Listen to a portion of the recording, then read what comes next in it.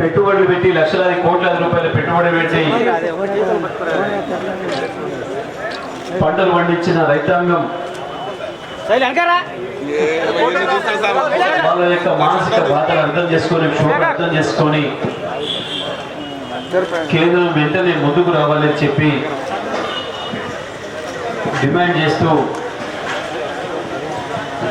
కేంద్ర ప్రభుత్వ దృష్టికి ఈ విషయాన్ని తీసుకుపోవాలని చెప్పి తెలంగాణ రైతాంగం తరఫున టీఆర్ఎస్ పార్టీ తీసుకున్న ఈ నిరసన కార్యక్రమాన్ని సూర్యాపేటలో నిర్వహించుకున్న సందర్భంగా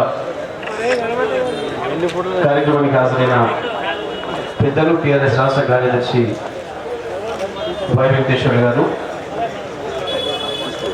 ఉమ్మడి నల్గొండ జిల్లా డిసిఎంఎస్ అధ్యక్షులు వట్టే జానయ్య గారు, సూర్యాపేట జిల్లా గ్రంథాలయ సంస్థ అధ్యక్షులు నిమ్మల శ్రీనివాస్ గౌడ్ గారు, టీఆర్ఎస్ పార్టీ సీనియర్ నాయకులు పెద్ద రాజా గారు, మున్సిపల్ చైర్పర్సన్ సోదరి అన్నపూర్ణ గారు, మార్కెట్ కమిటీ చైర్పర్సన్ సోదరి లలిత ఆనంద్ గారు, గౌరవ రూరల్ ఎంపీపీ రవీంద్ర రెడ్డి గారు, జెడ్పీటీసీ జిడి భీషణ్ గారు, పట్టణ పార్టీ అధ్యక్షులు సర్వల సత్యనారాయణ గారు, సూర్యాపేట రూరల్ మండల పార్టీ అధ్యక్షులు శ్రీనివాస్ రెడ్డి గారు, రైతు బంధు సమితి మండల కన్వీనర్లు నాగయ్య గారు, ఎంఎల్ గారు, కార్యక్రమంలో హాజరైన పార్టీ సీనియర్ నాయకులు, గౌరవ కౌన్సిలర్లు, ఎంపీటీసీలు, సర్పంచులు, వార్డు పార్టీ అధ్యక్షులు, గ్రామ పార్టీ అధ్యక్షులు, పార్టీ ఇతర నాయకులు, ఏం జరుగుతుంది ఈ దేశంలో, ఈ రాష్ట్రంలో, ప్రభుత్వాల పనితీరు ఎట్లా ఉంది, కేంద్రం ఎందుకు ఈ రకంగా మోసపూరిత వైఖరి తీసుకుంటా ఉంది, తెలంగాణ రైతాంగం వసూలు తీసే ప్రయత్నం ఎందుకు చేస్తూ ఉంది కేంద్ర ప్రభుత్వం, ఇవన్నీ కూడా ప్రజలకు అర్థం చేయించాల్సిన అవసరం ఉంది. వాస్తవానికి ఆహార భద్రతా చట్టం ప్రకారం ఈ దేశంలో పండిన ప్రతి వరి గింజను, ప్రతి గోధుమ గింజను కూడా కేంద్ర ప్రభుత్వమే కొన్ని తీరాలి. ఎందుకంటే ఈ దేశం ఆహార సంక్షోభంలో ఉన్నప్పుడు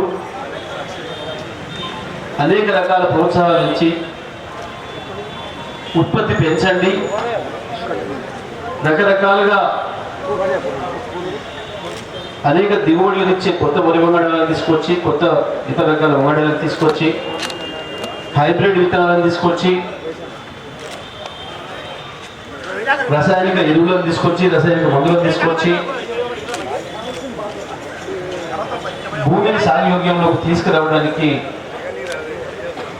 ప్రభుత్వాలే ప్రయత్నం చేసిన కేంద్ర ప్రభుత్వ సహకారంతో, ప్రోత్సాహంతో రాష్ట్ర ప్రభుత్వాలు కూడా తమ వంతు పాత్రను పోషించి ఈ దేశంలో ఉండే ప్రజలందరి ఆకలిని తీర్చాల్సిన బాధ్యత కేంద్ర ప్రభుత్వం పైన ఉందని, రాష్ట్రాలలో ఒక్కొక్క రాష్ట్రంలో ఒక్కొక్క తీరు పంటలు పండుతాయి. అక్కడ వాతావరణం అనుకూలించకపోవడం వల్ల అన్ని రకాల పంటలు అన్ని రాష్ట్రాల్లో పండవు, అన్ని ప్రాంతాల్లో పండవు. కాబట్టి వరి గోధుమలు పండడానికి కావాల్సిన ప్రత్యేకమైన వాతావరణం ఉన్న రాష్ట్రాలలోనే వీటిని ప్రోత్సహించాలని చెప్పి కేంద్ర ప్రభుత్వం స్వయంగా ఆహార భద్రతా చట్టం తీసుకొచ్చి అనేక రీసెర్చ్ ఇన్స్టిట్యూషన్స్, పరిశోధన కేంద్రాలను పెట్టి కొత్త రకం టెక్నాలజీని తీసుకొచ్చి ప్రోత్సహించి, దాన్ని నమ్మి రైతాంగం వాళ్ళు సాంప్రదాయంగా చేసే పంటల్ని కూడా వదిలేసి ప్రభుత్వాలు ప్రోత్సహిస్తున్నాయి కదా అని చెప్పి వరి ఇతర పంటలకు మళ్ళీ, ఎందుకంటే మార్కెట్ గ్యారెంటీ ఉందని, తప్పకుండా ఇది పండిస్తే నిమిషం కూడా ఆశ లేకుండా ఇది అమ్ముడు పోతుంది, మళ్ళీ మాకు ఆదాయం వస్తుంది, మాకు జీవనోపాధి ఉంటుంది అని చెప్పి ప్రభుత్వాలను విశ్వసించి వాళ్ళ ప్రజానికం పంటలు పండిస్తున్నారు. వాస్తవానికి కేంద్ర ప్రభుత్వమే కొనుగోలు చేయాలి, కేంద్రం యొక్క బాధ్యత. కానీ ఈ మధ్యకాలంలో వచ్చిన కేంద్ర ప్రభుత్వం ఆ బాధ్యత నుంచి తప్పించుకోవడానికి ప్రయత్నం చేస్తూ ఉంది, దీన్ని రాజకీయంగా వాడుకోవడానికి ప్రయత్నం చేస్తూ ఉంది. తన రాజకీయ ఉనికి కొరకు, తన రాజకీయ అవసరాల కొరకు ఈ రాష్ట్ర రైతాంగాన్ని, ఈ దేశ రైతాంగాన్ని మోసం చేసే ప్రయత్నం చేస్తూ ఉంది. ఒకవేళ ప్రభుత్వానికి ఇబ్బంది ఉంటే ప్రజలకు చెప్పాలి. రైతులు పెట్టుబడి పెట్టకముందే, సీజన్ రాకముందే ప్రభుత్వం చెప్పాలి తన బాధ్యతగా, ఈ సంవత్సరం ఈ దేశ అవసరాలు ఇంతే ఉన్నాయి,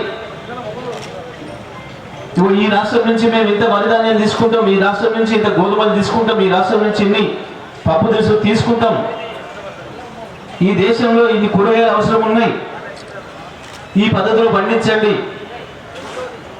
లేదా ఇతర దేశాల్లో మన దగ్గర పండే పంటలకు, ఈ పలానా పంటలకు డిమాండ్ ఉంది, ఇవి పండించండి అని చెప్పి చెప్పవలసిన బాధ్యత, దానికి ప్రణాళిక ఇవ్వాల్సిన బాధ్యత కేంద్ర ప్రభుత్వాలు.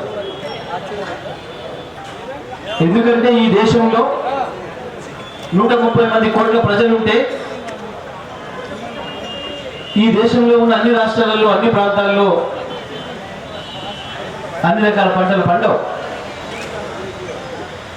ఏ రాష్ట్రంలో పండిన పంటలైనా ఇంకో రాష్ట్రానికి తీసుకుపోయి ఇచ్చే అధికారం కేంద్రానికి మాత్రమే ఉంది. ధరలు నిర్ణయించే అధికారం కేంద్రానికి మాత్రమే ఉంది. ధరలు నియంత్రించే అధికారం కేంద్రానికే ఉన్నది. ఇవాళ ప్రపంచమంతా అంతర్జాతీయ మార్కెట్ల చేతులు నడుస్తుంది కాబట్టి అంతర్జాతీయ ఎగుమతులు, దిగుమతులను కూడా నియంత్రించే అధికారం కేంద్ర ప్రభుత్వం మాత్రమే ఉంది. అందుకే ఇవాళ ఎంఎస్పీలను, మినిమం సపోర్ట్ ప్రైస్ నిర్ణయించేది కూడా కేంద్రం మాత్రమే. ఈ విషయం అందరికీ కూడా తెలుసు. కేంద్రాన్ని కాదని ఎవరు కూడా ఏం పని చేయలేదు. మరి ఇటువంటి పరిస్థితులలో తన బాధ్యతల నుంచి తప్పించుకొని రాష్ట్రాలపైన నెపం పెట్టే ఒక దుర్మార్గమైన పనికి కేంద్ర ప్రభుత్వం పూనుకుంటాం.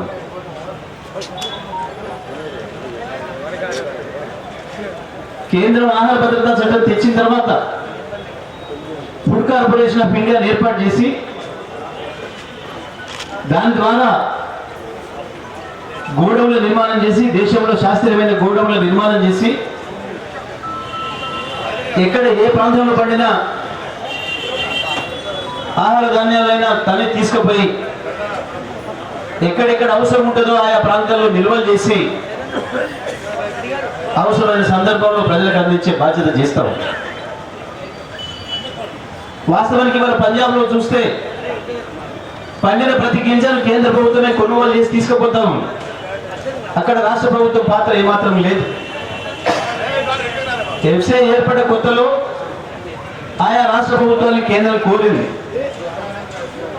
మాకు సరిపోయే మెషినరీ లేదు కాబట్టి మీ రాష్ట్రాల్లో ఉండే సివిల్ సప్లైస్ సంస్థ ద్వారా మాకు దాన్ని కొనిపెట్టండి అని చెప్పి కేంద్రం కోరితే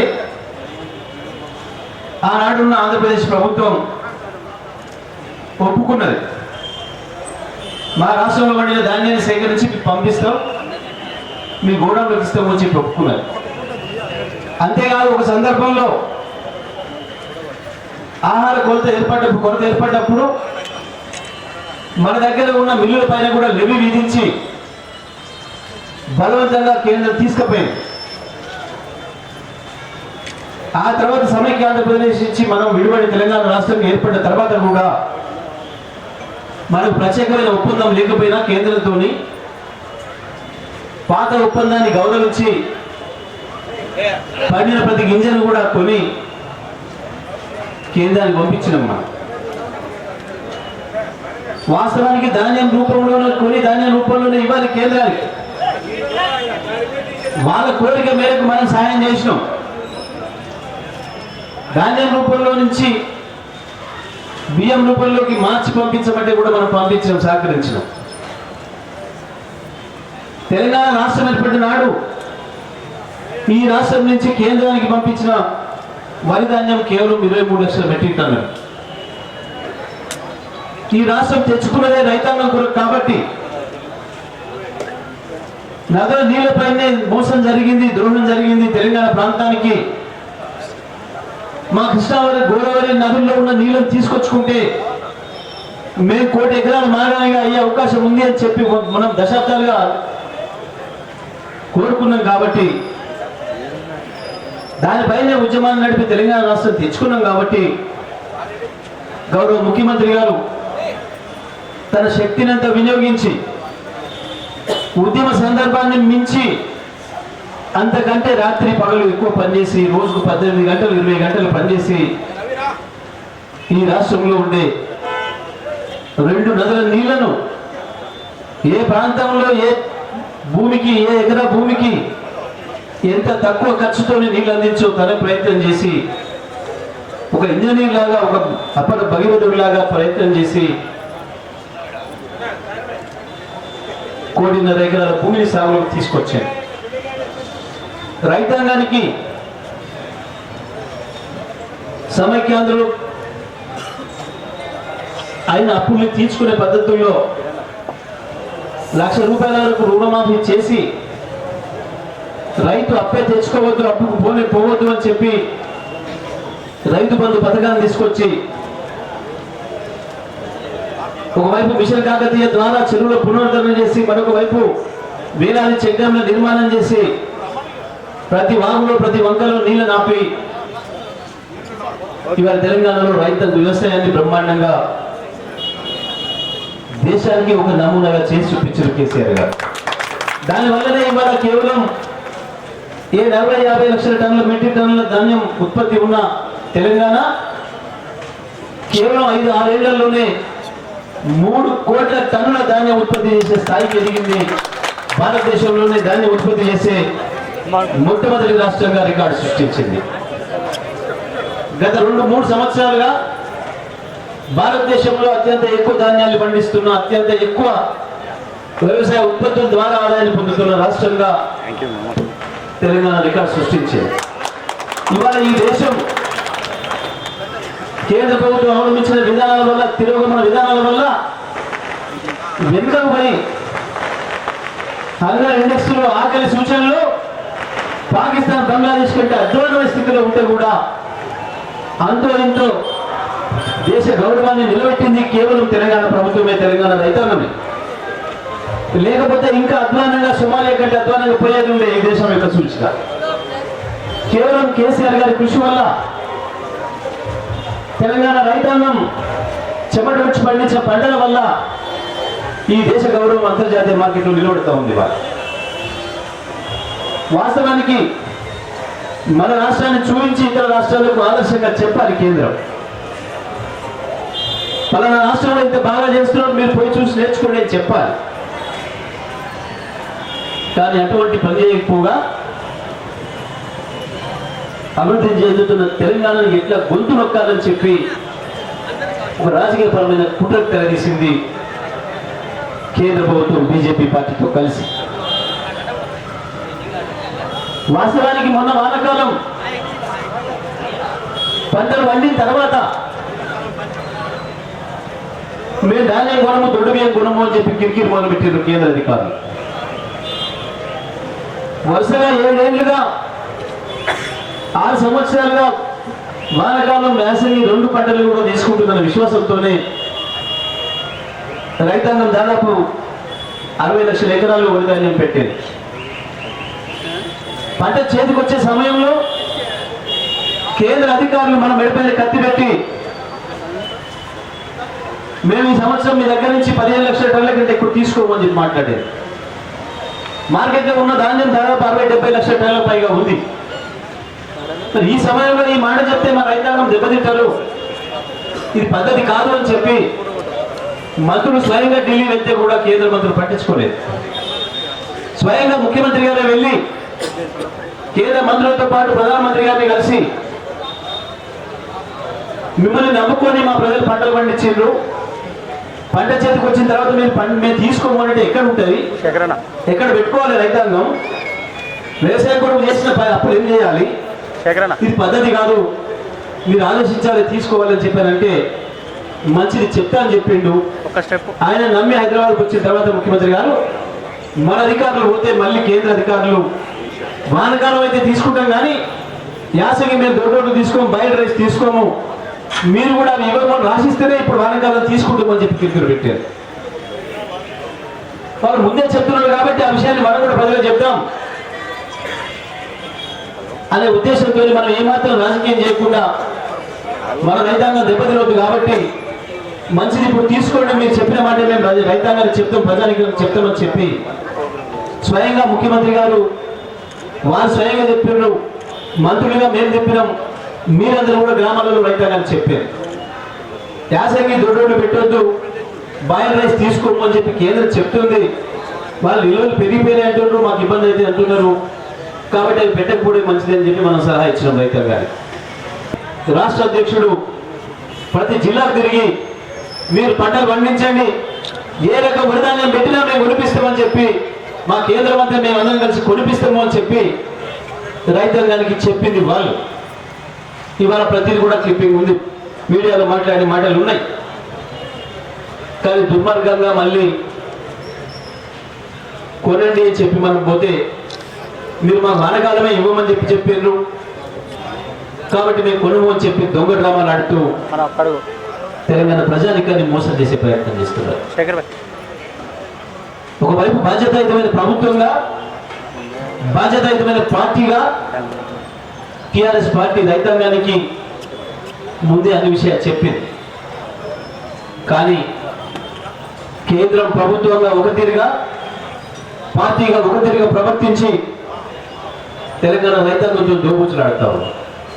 తెలంగాణ రాష్ట్ర ప్రగతిని దెబ్బకొట్టే ప్రయత్నం చేస్తూ ఉంది. వ్యవసాయ రంగంలో ఇప్పుడిప్పుడే కుదురుకుంటున్న ఈ రాష్ట్రాన్ని పురుటిలోనే దాని గొంతు నొక్కాలని ప్రయత్నం చేస్తాము. కేంద్రం యొక్క ఈ దుర్మార్గ వైఖరిని, బీజేపీ దుష్ట రాజకీయ ఆటని కట్టిపెట్టాలని, తప్పకుండా ఈ రాష్ట్రంలో పడే ప్రతి వరిగింజను పంజాబ్లో ఎట్లయితే కొంటున్నారో ఇక్కడ కూడా ప్రతి వరిగింజను కొనాలని చెప్పి మనం తెలంగాణ రైతాంగం తరఫున టిఆర్ఎస్ పార్టీగా డిమాండ్ చేస్తూ ఉన్నాం.